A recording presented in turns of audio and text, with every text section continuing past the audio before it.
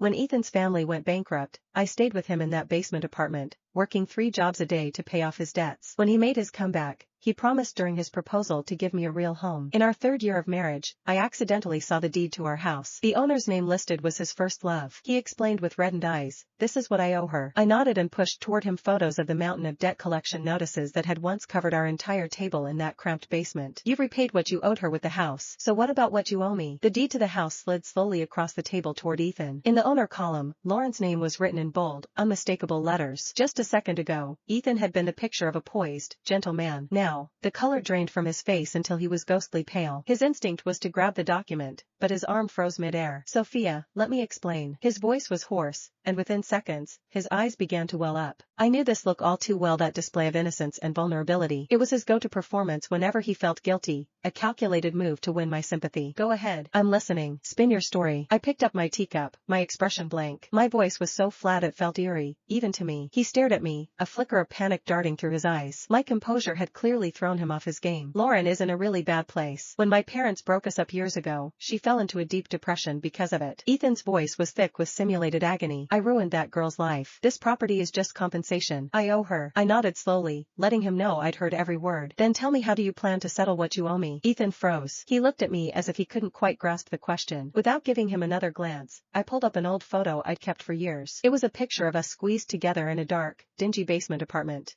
The space was less than 100 square feet, and the folding table was buried under a mountain of past due notices. In the corner of the photo, his face looked haggard and hollow with despair. "You used this house to pay her back for a broken heart," I said. "But what about the life I gave you? Who's going to pay me back for that?" Ethan looked down at the screen, and his entire body began to tremble. Memories must have come flooding back, memories of the brutal, soul-crushing years we endured together. To pay off his family's massive debts, I had walked away from a stable career. For 3 years, I worked 3 jobs, day and night, rarely sleeping more than 4 hours aside. I remembered one time when my fever hit 104 degrees. But I refused to go to the hospital just to save on the bill. I stayed wrapped in blankets, shivering and fighting through it, nearly destroying my health for good. Back then, Ethan had held me and sobbed, swearing like a madman that he would give me a warm, beautiful home. He promised I would never suffer another day in my life. He kept half of that promise. He caught a lucky break, rebuilt his empire, and became a rising star in the business world. And he did provide a home with someone else's name on the deed. "Sophia, you're the person I've wronged the most in this life." Ethan looked up, his eyes overflowing with performative guilt. "But Lauren and I are finished. It's over. You're the only one I've ever truly loved." He reached out, tentatively trying to grasp my hand, his voice a humble plea. I felt a wave of coldness and pulled away, avoiding his touch. "Fine, I get it." I saw right through his hypocrisy. I swiped my phone open and sent a text to a lawyer I knew.